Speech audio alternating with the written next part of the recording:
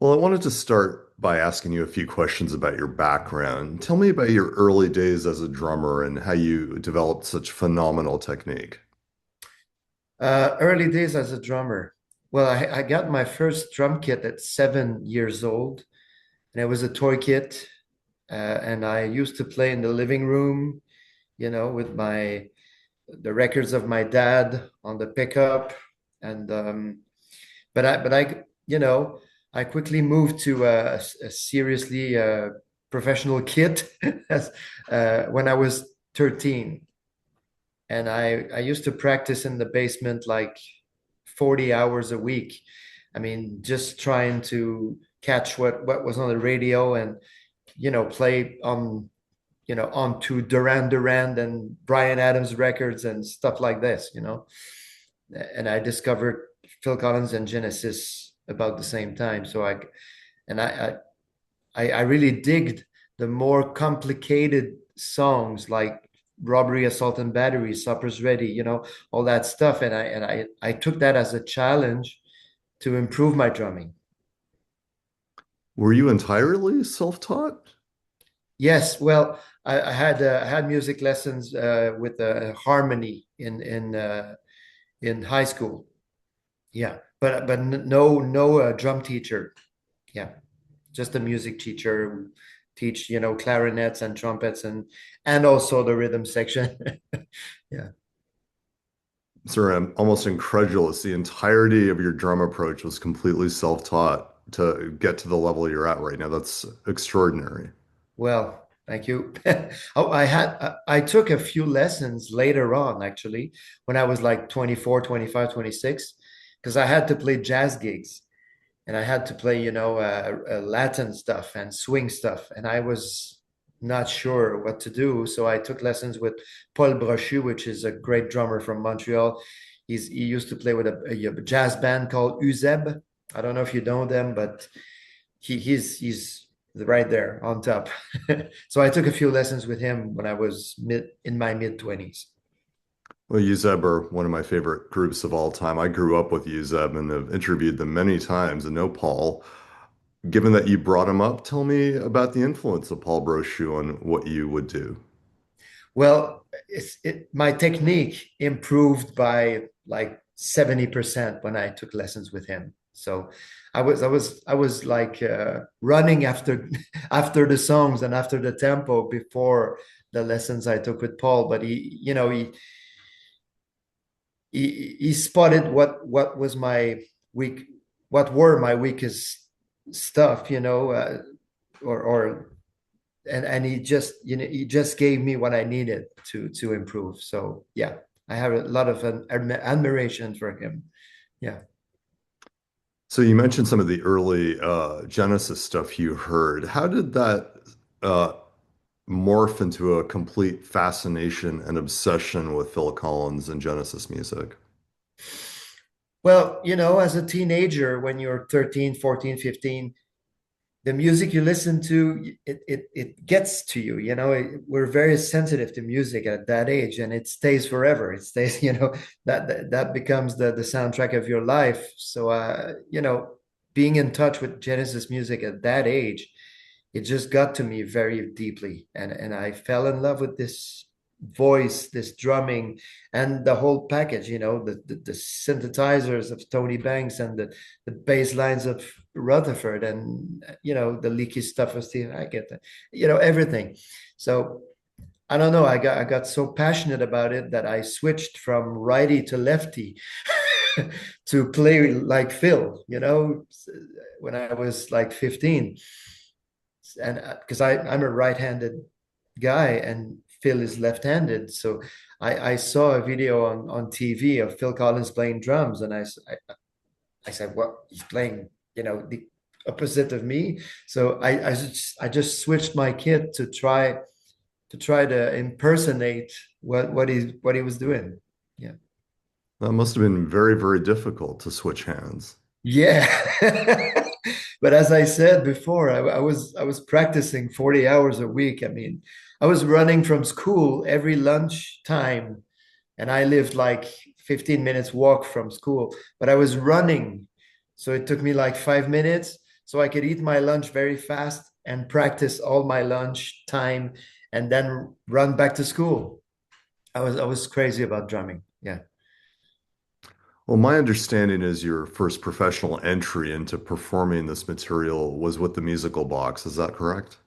No, actually, I had did a couple of gigs before that with a band called Turn It On Again, which was well, like the Phil Collins era stuff. We used to play Three Sides Live stuff, and we reproduced the Mama Tour set list in a venue in Montreal, at the Club Soda actually, and we did a couple of professional gigs, like the Molson Indy racing thing in Montreal. We played on big stages, and that was before the musical box. That was 1998, 99, 2000, and I got with the musical box only in 2002. Yeah. I was not aware of that previous band. Tell me a little bit about it.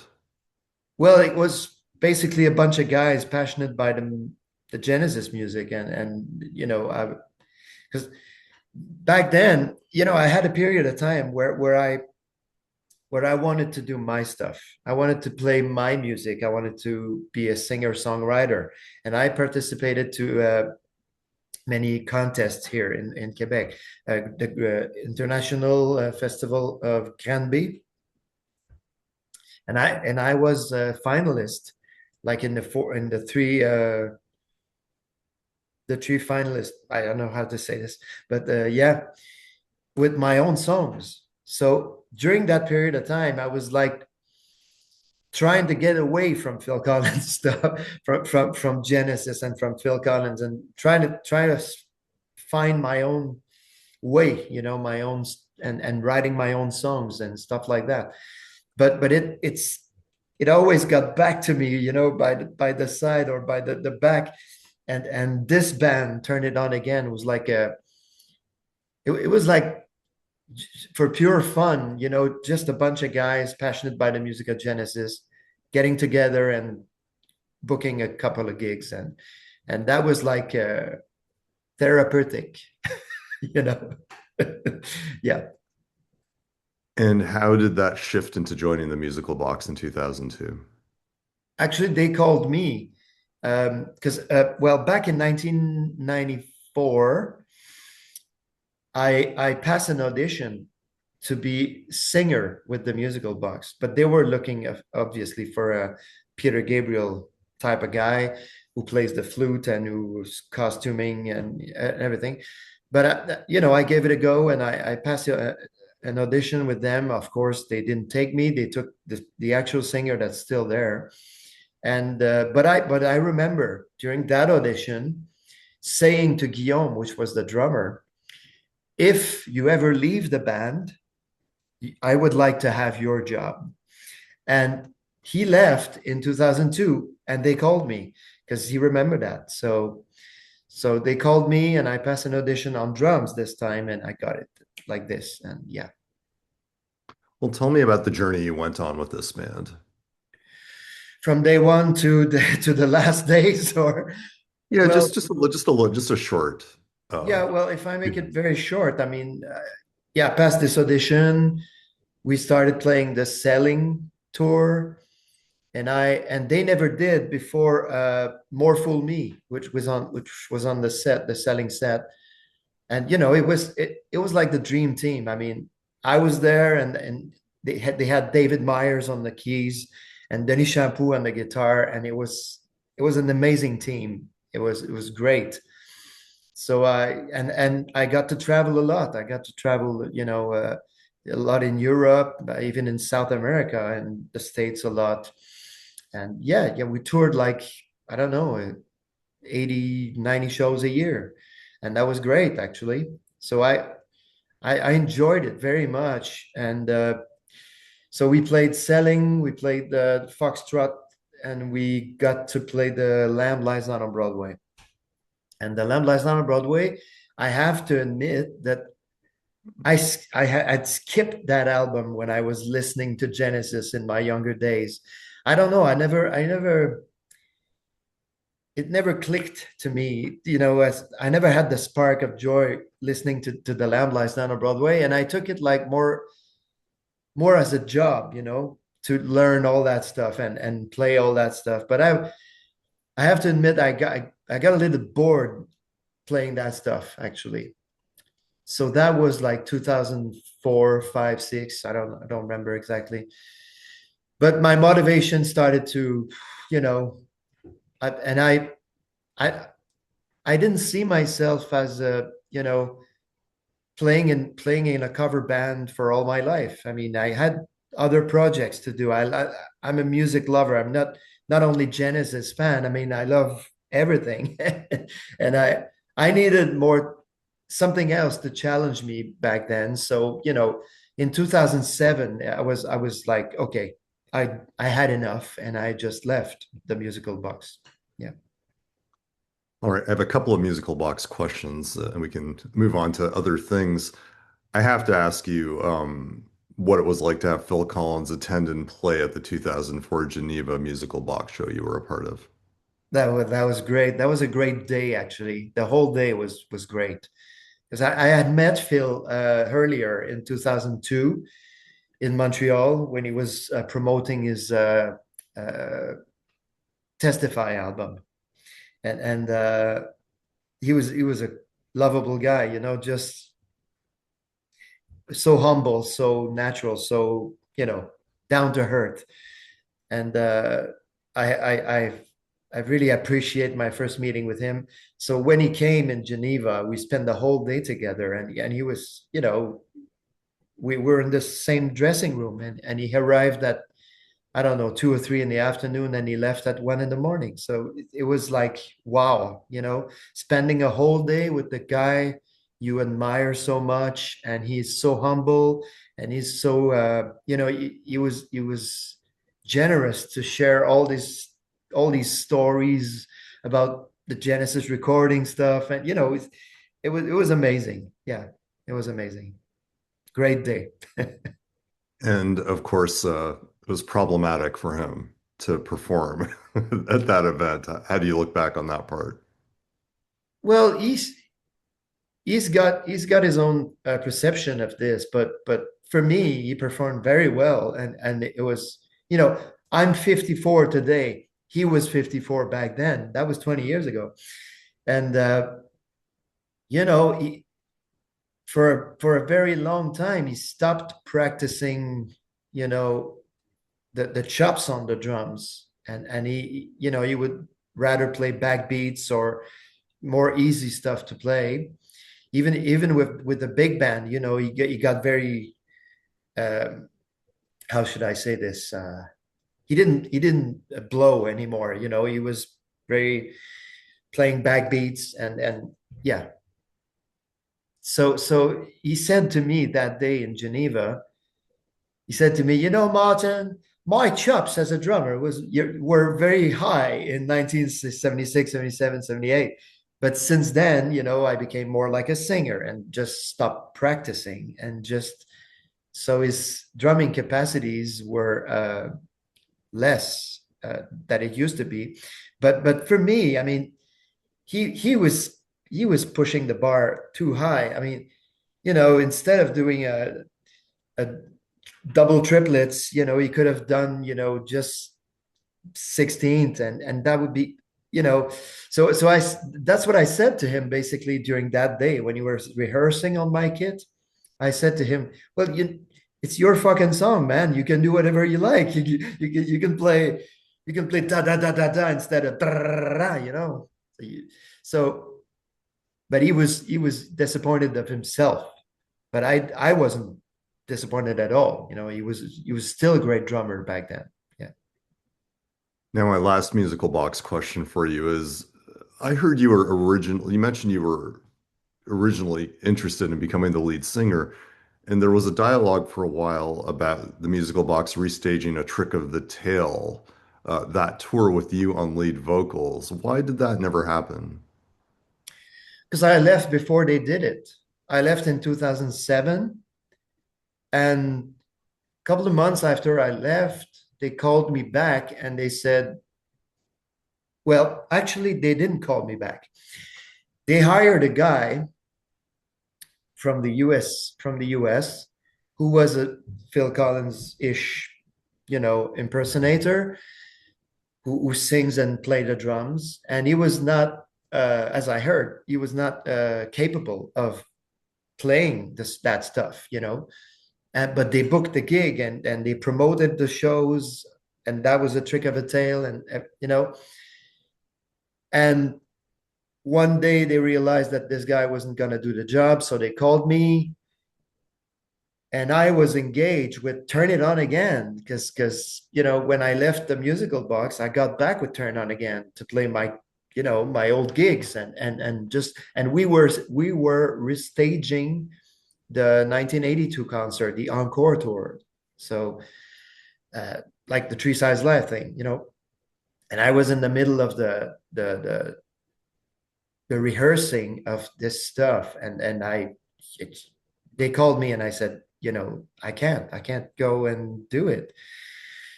And I suggested that Denis sang, and they got another guy dressed like him to play the drums, and that's what they did. Yeah. So, but I never regretted that, really, because I was on something else. I had another project going on. Well, talk a little more about the shift from Turn It On Again, reactivating into establishing, your very own, very high caliber Phil Collins and Genesis events.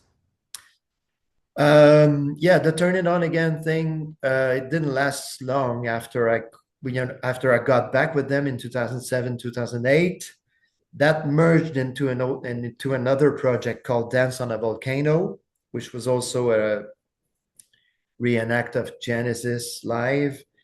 And in 2009, I started to have a vision of two separate things, like a Phil Collins band and the Genesis tribute band, and separate the two things. And so I created like the Dance into the Light, which was that was not a recreation of the Dance into the Light tour from Phil Collins. It was The show was called Dance into the Light, but it was, to me, my best of Phil Collins' solo career.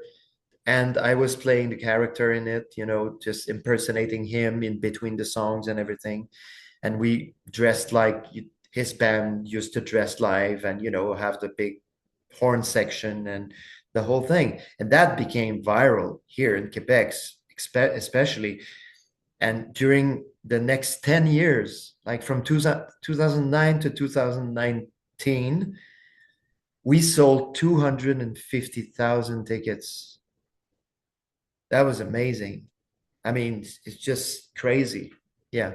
So I guess people were nostalgic about the Phil Collins stuff, you know. Mm. Well, I mean, my feeling from seeing what you do is that it's on a completely different level to other acts that are called tributes. To achieve that level, what did it take to get there in terms of adopting Phil's mannerisms, his vocal approach, as well as the drum approach? What did it take for you to hit that? I have to admit, I hate tribute bands. I hate it so much. I mean, I never go see a tribute act. I hate it. I'm always disappointed. Always, a guy with big glasses playing Elton John, or Beatles and fake wigs, and Paul McCartney playing bass right-handed. That's just not doing it for me. So I'm very je sais pas comment dire, exigeant. I put the bar very high for a tribute band. So and the musical box used to do the same thing, and that's why I was happy with this concept. And this is what I did with my stuff. I mean, with the Dance into the Light thing, and still doing it this way because I have too much respect for the original artist to just play the songs roughly, and not be so accurate about recreating that stuff. It's like a symphonic orchestra. playing Beethoven with fake notes and just jamming the songs. You wouldn't go see that, you know. It's just you put the chart on the music stand and you just play it as you know as the better way you can. Now, is performing as Phil, is it a role like being an actor for you? Yeah, that was it in the musical box, and that was it in Dance into the Light until 2019. Yeah. So I had, yeah, I was like an actor also. Yeah. To playing his role and just talk like him with an English accent, you know, and stuff like that. That was a big challenge also. Yeah. I had coaching lessons to you know to enact to take the character properly. Yeah. Tell me about that. What sort of lessons and coaching did you experience? Well, just you know, tips from comedians and actors here, and I have many friends who gave me advice, you know, like how to stay in the character and not, you know, move away from it, and how to improvise with the character. Because I would in the musical box, for instance, the singer who impersonates Peter Gabriel, you know, he would do the exact same text every night with the exact same inflections every night. Um, but I mean, the audience changes every night. So the actor has to adapt his play to, you know, so it's you would not want to have a fourth wall, you know, and that's what I wanted to have, like the liberty to do a little improvisation in the character. So that was what I did with Dance Into the Light, and that was cool. That was pretty cool, and I that gave the people the audience the impression that wow, okay, we're with Phil Collins now, because that's that line that he just said, that the guy just said, you know, could have been what Phil Collins would have said. So that was pushing it to another level, you know, in terms of acting and reenact, but not only reenact, but also, you know, make it improve. Yeah. So when you perform as Phil, are you able to totally internalize it and just completely block out the real world from entering your head? It's when the music starts, you know, even now that I just push the character away and I'm myself in between the songs, but as soon as, you know, for instance, I don't care anymore starts, I just I don't know, I get into a zone which is I what I see in my head is Perkins Palace, you know, you know, well, you can tell everyone in the down this great, you know, I take fun in that. I mean, in just pretending to be Phil Collins for 2 hours or for 4 minutes, you know, for the duration of one song. So, yeah, I still have fun doing it. And that's the way I do it. And that's the way the actors that I talk to, that's the way they do it, you know, also. They get into the character and they play with it, you know, and they have fun and they pretend like children play, you know, just it's just yeah, you have to have fun doing it.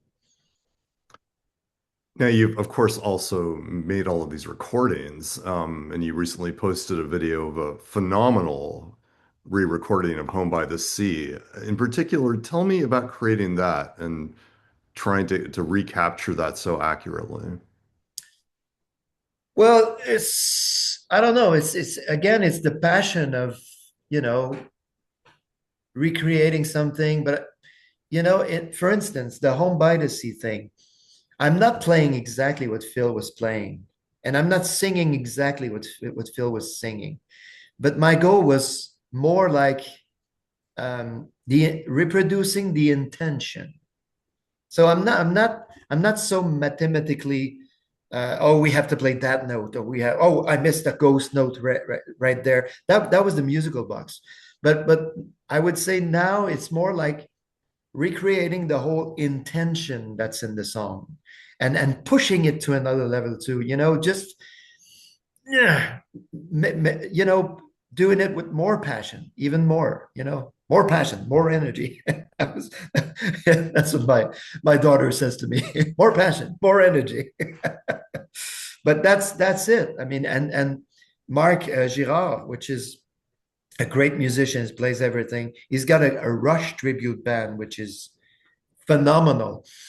And yeah, so that would that became a project actually that will be on stage in 2027. So that Home by the Sea thing is just the tip of the iceberg, because we're putting a band together with to recreate the Genesis stuff, and in 2027 my projects will be to separate this again, because I've been doing for 6 years a show called Phil Collins and Genesis Live, in which I kind of squeezed, you know, against all odds with Dance on a Volcano, which is very hard to squeeze. But I'm doing it. And the show became a very good act, actually, I would say. We've been doing like 200 shows in the last 6 years. But in 2027, I'm separating the two repertoire again. So I'm going to focus on redoing another Phil Collins thing and another Genesis thing. And Marc Girard, the guy I did Home by the Sea with, is going to be in the Genesis band. Yeah. Now, you have taken some of this Genesis and Phil Collins material and totally rearranged it, and you've even brought it into the world of jazz. Talk about the process of interpretation for you. When I started the Dance into the Light in 2009, I was I was sick of reproducing the exact same way, the exact same notes, of, and I didn't want to lose the passion for the songs, for the repertoire. So I decided to get in touch with musicians that never even heard about Genesis before. So they were jazzmen and jazz girls, and I had this idea of it. It actually started with jokes, actually, because when I was touring with the musical box, we used to, joke around about, imagine in the cage in a bossa nova, or I know what I like in a cha-cha or whatever. So that started with jokes, but I heard Thérèse Montcalm, which is a jazz girl here in Quebec. She's a jazz guitarist and singer. She did a cover version of Sweet Dreams Are Made of This, the Eurythmics.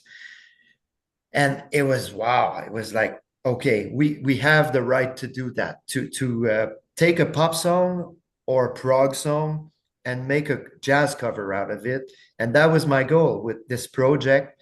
And I started out with just one album of reprise of Genesis, and it became a show, and it became a live album, and it became a third album.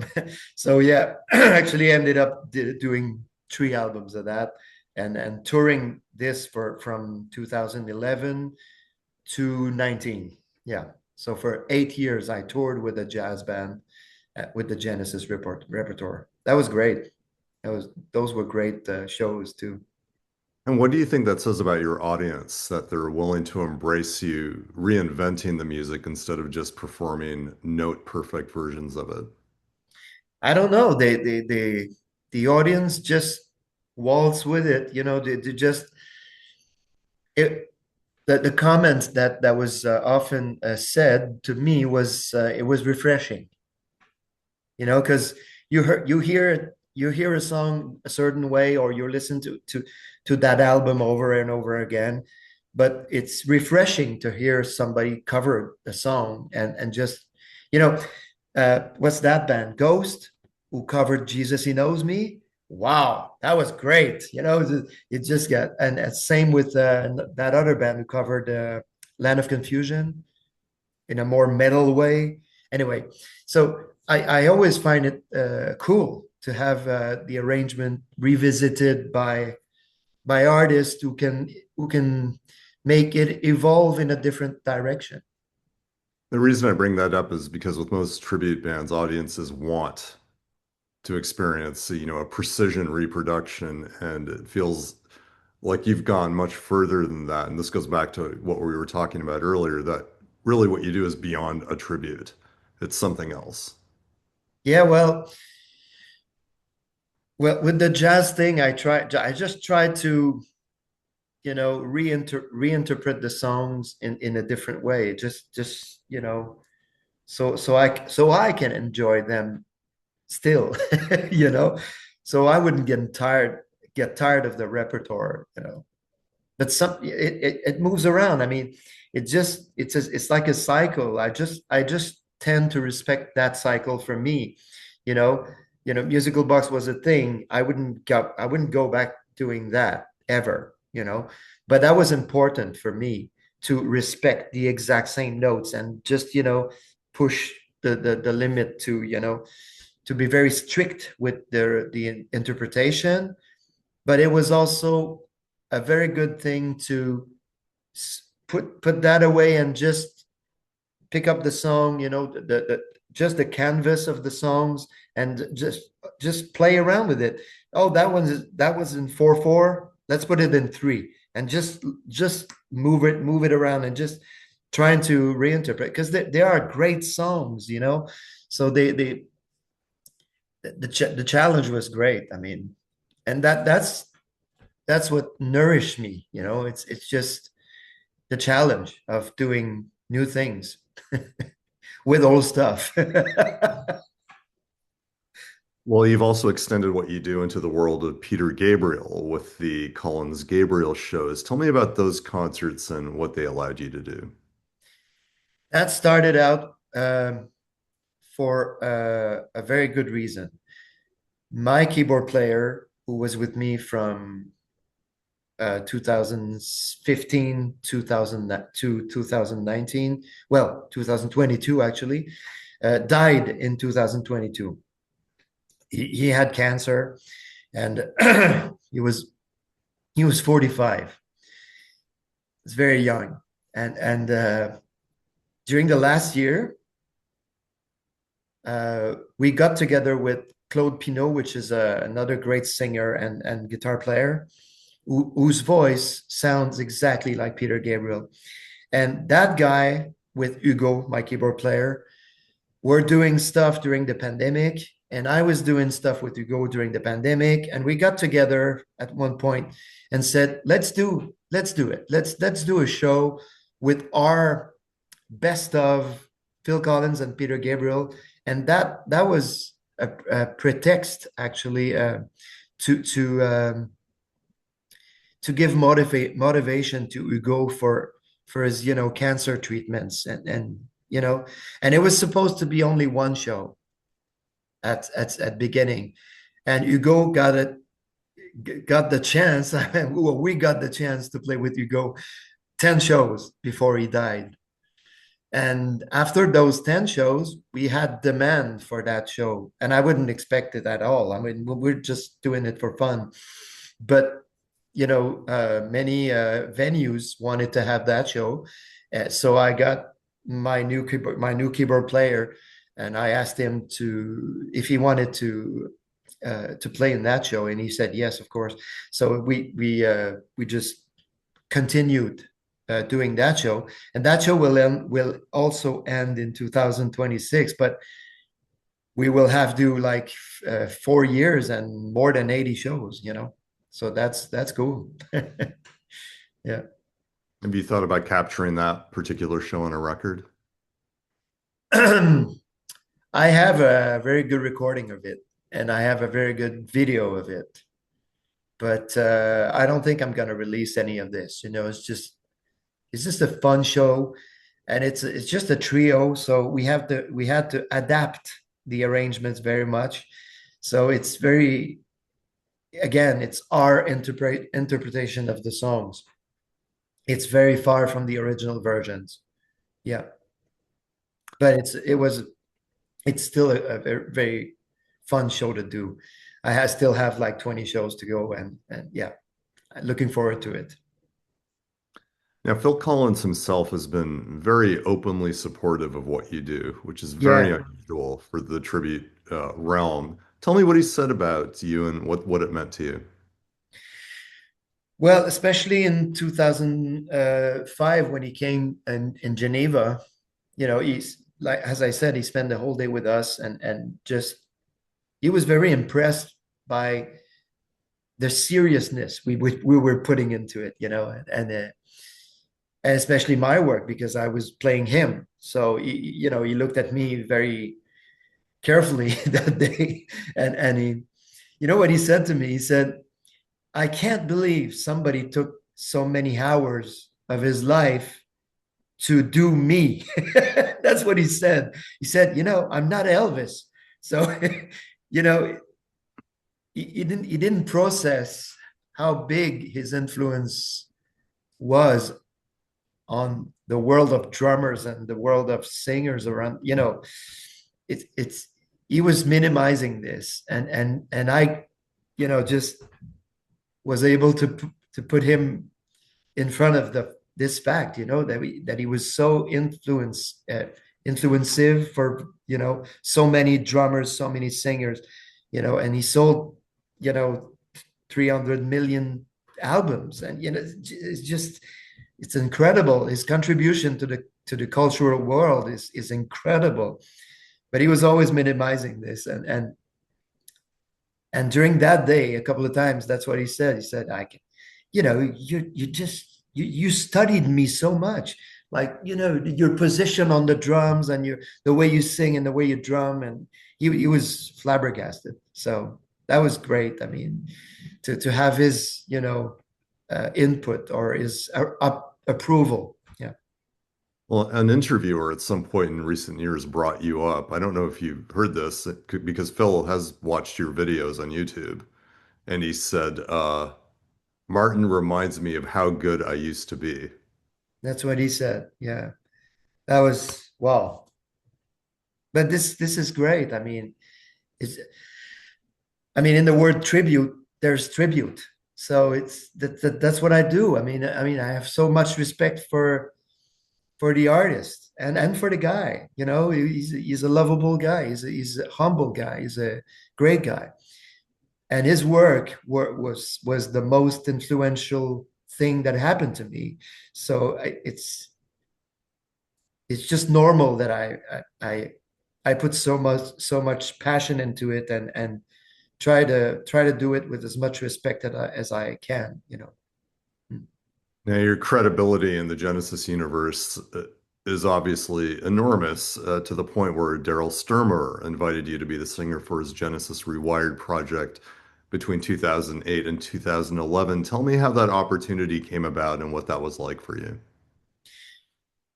We were playing with Dance on a Volcano in Montreal, recreating the 1982 show of Genesis, the Three Sides Live show.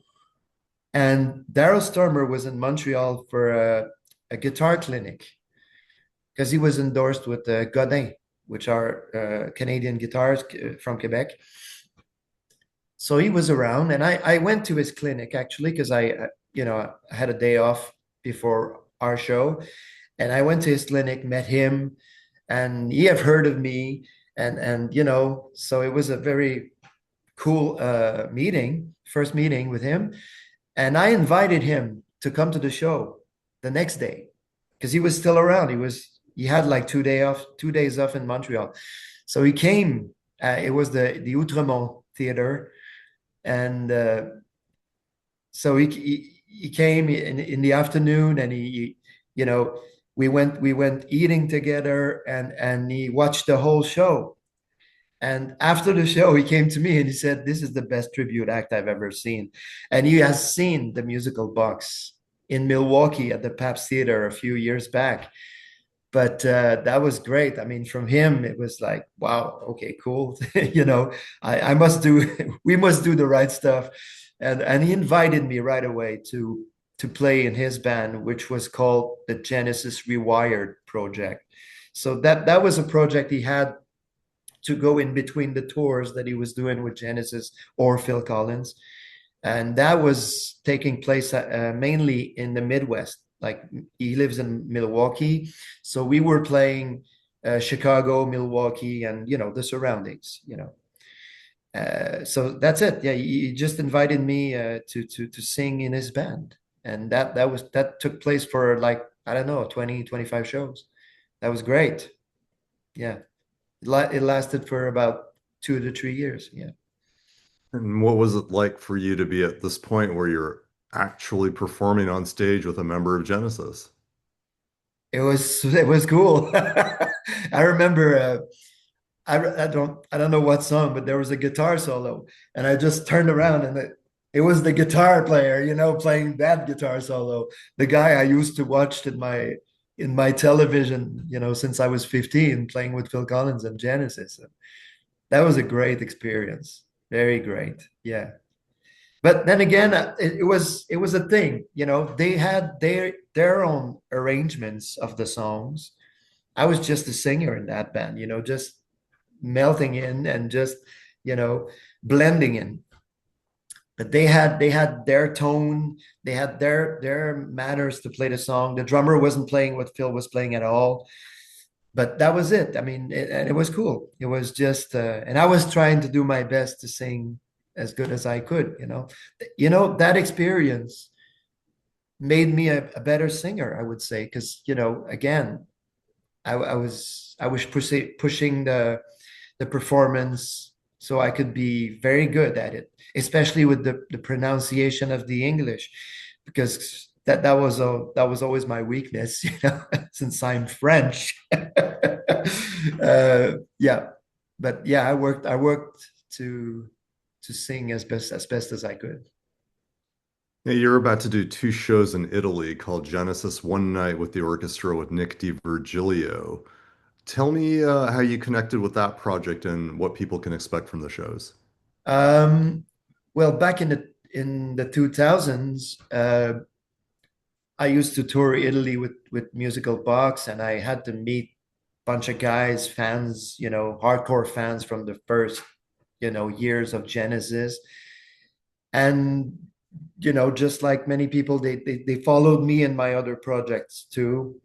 So one of these guys called me and he said, "Are you free January 10th?" And I said, "Yes, of course." And plus I'll be in Europe because my oldest daughter, she lives in France.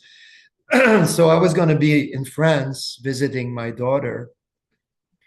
So he said, "Well, do you want to sing the gig?" And I said, "Yes, of course. If if you pay my plane ticket, I'll be pleased to go."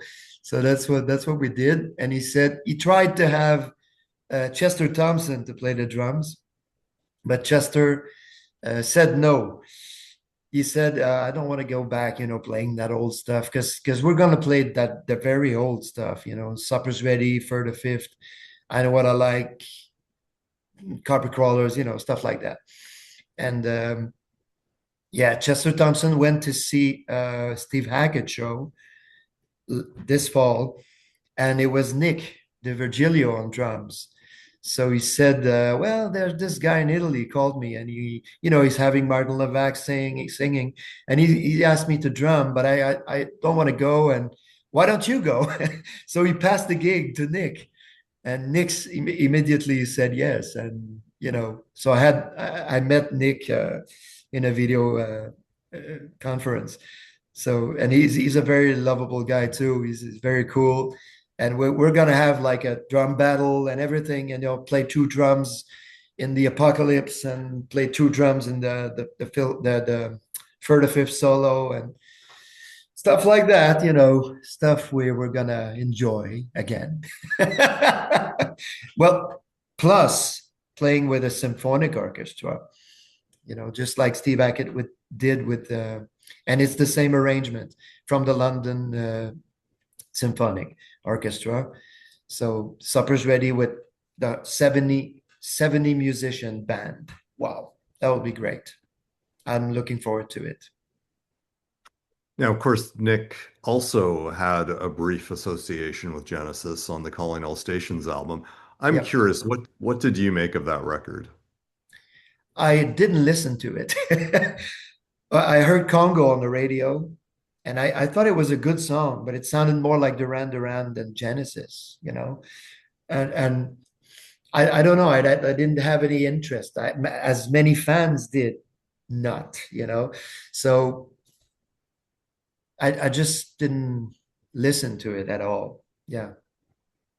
To me, it was my last Genesis album is Weekend Dance, and that was it for me. Yeah. There's actually some pretty amazing drumming on Calling All Stations. You might Yeah, want I to guess so. have a peek into that one at some point. Cool. Yeah.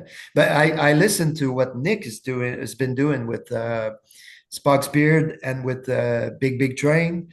This is great stuff, man. And he's an amazing drummer. Amazing. Yeah. I can't wait. Yeah. So you have four albums of solo material, L'amour or le Sex, Influences, 1985, and Six. Provide some insight into what you sought to capture in each of those records. Well, my first album was released in 2000, and that was the time where I was playing for fun with Turn It On Again, and I had my Genesis loisir, that was leisures to me. So my goal was to be a singer-songwriter. So that album is my singer-songwriter album, my first. I had participate to contest and I yeah, I was pushing that album to become an artist of my own, but it didn't work, obviously. So 2 years later, I was with the musical box. So that put an end to my songwriter career. But I never stopped writing. I never quit writing songs. I mean, I was always writing about stuff that influenced me. So that became the second album in 2006 because I was on tour with the musical box when I wrote all these songs from the Influences album. So I recorded most of the stuff when I was on tour, in my hotel room, little keyboard and computer and pianos here and there in the dressing rooms and green rooms. So that became that one.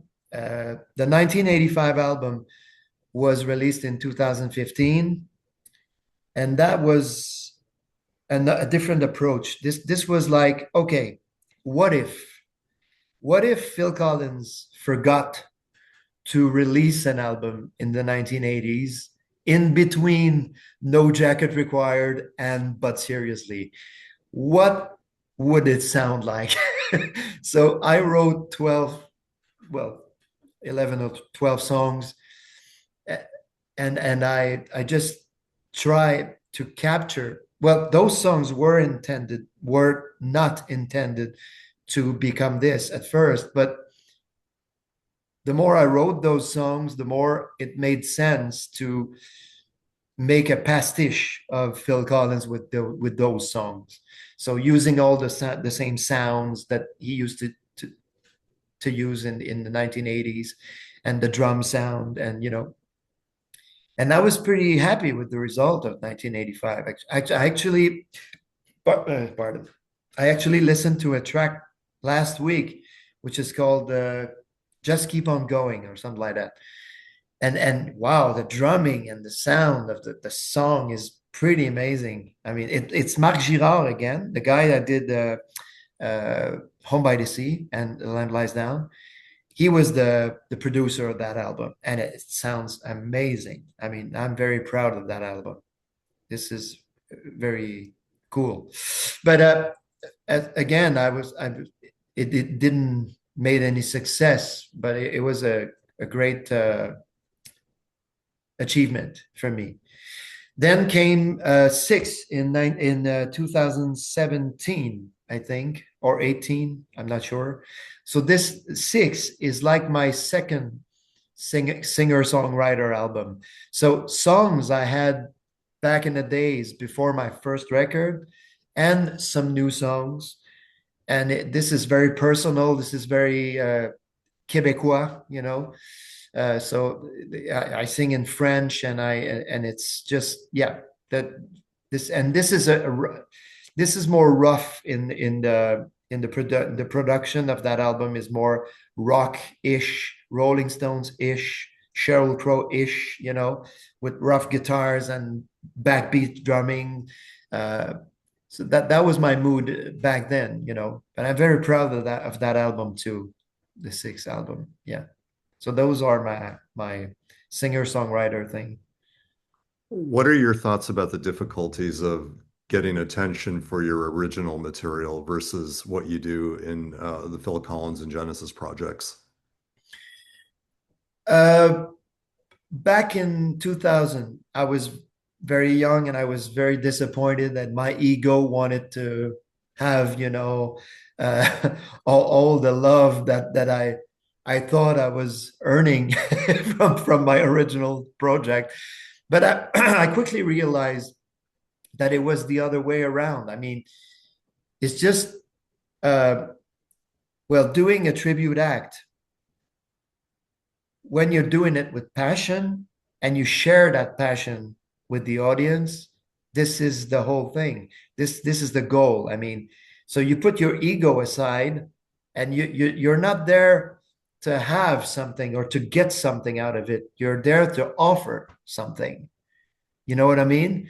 So when I switched in my head, it became very easy to cope with both realities of writing songs for a very, very tiny audience, which follows me around and just, I would say like 200 people, you know, that encourage me in my, you know, what was it called? My startups, you know, with the Kickstarter campaign with my personal albums and you know, so no, it was all joy. It was all joy from there. Yeah. All right, well, tell me a little bit about this community of amazing musicians you surround yourself with at your shows. Oh wow. Well, this goes back to the I would say the early days of playing with professional musicians, you know, because I was refused at music school twice in Cégep Saint Laurent in Montreal because I was good enough, I guess. Uh, but I always had this complex, you know, this like I'm an imposter. Uh, so I always wanted to surround myself with better musicians than me, so I can learn, so I can, you know, so the act would be better, so the bands will be better.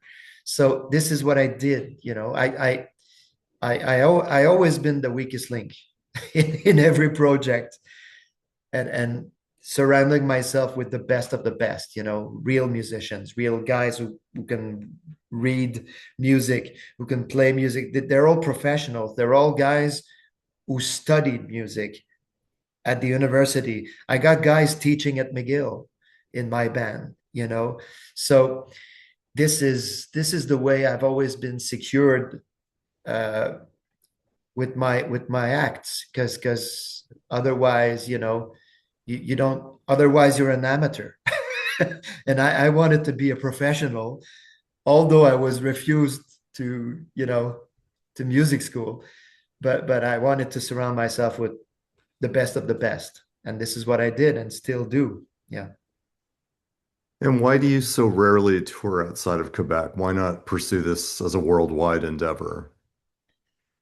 Well, I did many tours with the musical box back in the early 2000s, but I was away from my family all the time. You know, I used to go on tour for 4.5 months or something like that. You know, you don't come back home, and those were very long tours, and I wanted to be with my wife and children and just enjoy life here. And also, my wife, she uh, she quit her job in 2000. What year was that? Let's say 2007 or 8, and she became my manager. So she began to book gigs and produce shows and book venues and book the promoting tours and everything here in Quebec.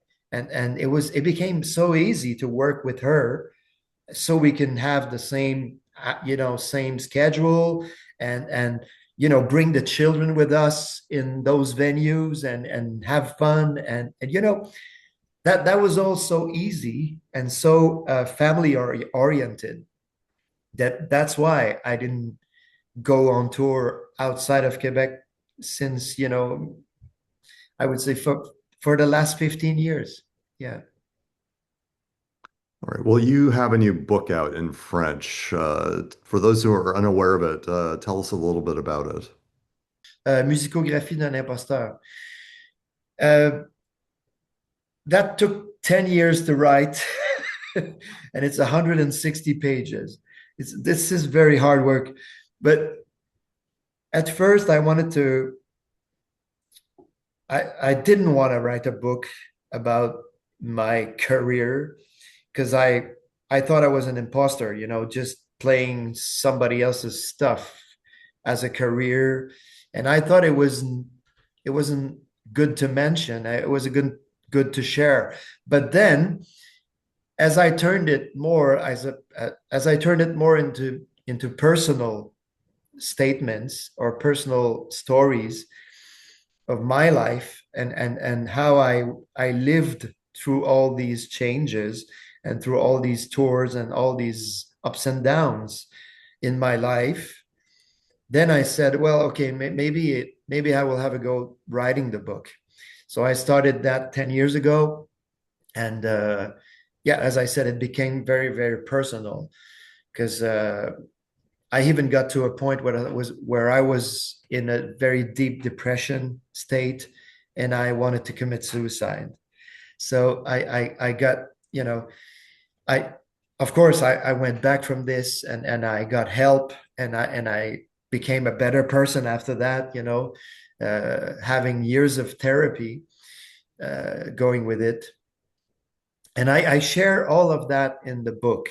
So this is what I and the fact that I didn't commit suicide became like something I wanted to share, with people who might think of it and saying, look, what you can miss if you commit this, because I didn't, and it became wow after that, my life became simpler, my life became great, I I became justement a more family oriented, more, down to earth, more like not seeking for fame or not seeking for ego gratification or not, just sharing things and be passionate about life and about music and about my family and loving, and the simple things of life. So this is what I share in the book. I share the whole story from 7 years old when I got my first drum kit until, now. Yeah. What were driving some of those darker thoughts at the time, and when were you feeling that way? You mean the depression? Yeah.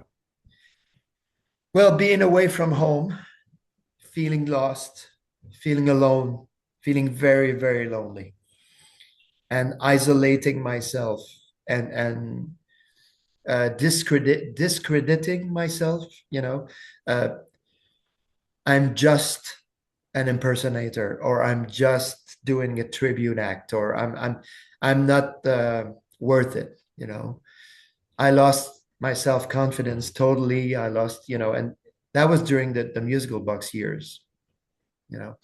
So this is part of what I quit, why I quit too, because I was getting so, and I was addicted to drugs and alcohol too. That was part of the problem, because when you're on tour, you're very high after a show, so you get a few beers and then a few shots and nightcaps forever and smoking and sniffing and everything. So it was very hard. It was very, very hard, that life. And yeah, I had to quit all that and to, like I said, come back home, became more family oriented, and started to work with my wife. And this is where it became like, wow, okay, this is great. We can do music with ease. We can do music with passion. We can do music here and not traveling all over the world, just being here and doing small traveling and come back home to sleep at night. That was great. That was one of Phil Collins' dreams, actually. I've always heard him say if he could come back home every night after a gig, he would have saved his marriages. And that's what I did, actually. That's what we did, me and my wife, We saved it because I quit touring. And that was great. But I didn't quit music, you know. That's just the way I healed of all this. Yeah. All right, just a couple of more questions for you. You mentioned what you might do in 2027 with the splitting of the Collins and Genesis projects. What other directions do you feel you can take your work in this area in the future? I don't know. I tend to approach it one project at a time. I don't plan for 5 or 10 years. I just plan for the next tour. So this is the way I do it. This is the way I've always done it. The jazz thing was just an idea that I followed, and it became something. But then again, I don't know. I don't know what's gonna happen with this. I mean, now the children are old. I'm a grandfather now. My youngest daughter has a 8 months old baby, and it's I don't know what I'm gonna do. Am I gonna get back touring again? Maybe, but it'll never be for 4 months, 4 months in a row. Maybe I'll go and do a small tour in Europe, in the next few years, but it'll be for like 2 or 3 weeks at a time, and then come back home for 2 or 3 weeks at least, because I don't want to get away from home. And of course my wife is going to come with me, because she's the manager. She's the boss. And it's just my security. It's just like it's the way we work. It's the way we enjoy it. Yeah. So I don't know. I just focus on the passion again, because it's been a long time since I played the 70s Phil Collins era stuff, stuff like, well, I never played, for instance, One for the Vine live, or Ripples, the whole song, or Los Endos, the whole song, or stuff like that. So this is what I want to do now with all the baggage I got, and just and with the musicians that I admire, which are Marc Girard, Jean-François Duchesne on keyboard, and Frank LaRouche on guitar. And these guys are so passionate, and they're so, yeah, they're so cool to be around with. And yeah, that's what I'll do with my Genesis stuff, and of course my Phil Collins stuff, which is gonna be like, uh, let's say, a sequel to Dance into the Light. Yeah, to what I did for 10 years with the same band, with the same. I've been working with the same musicians in that band for 18 years. Yeah, and except the keyboard player who died. But yeah, they became my family, actually. Yeah, they're my daughter's uncles. It's just like, yeah, it's just a big family thing.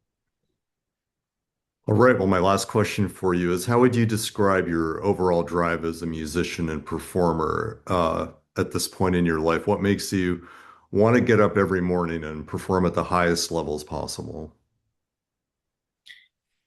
Life is short. I mean, it's just this is what I enjoy doing still, and as long as I have the passion for the music, it's just I'm happy to wake up in the morning and go practicing my drums and my keyboard because the book we talked about became a show that I'm doing exclusively here in my house.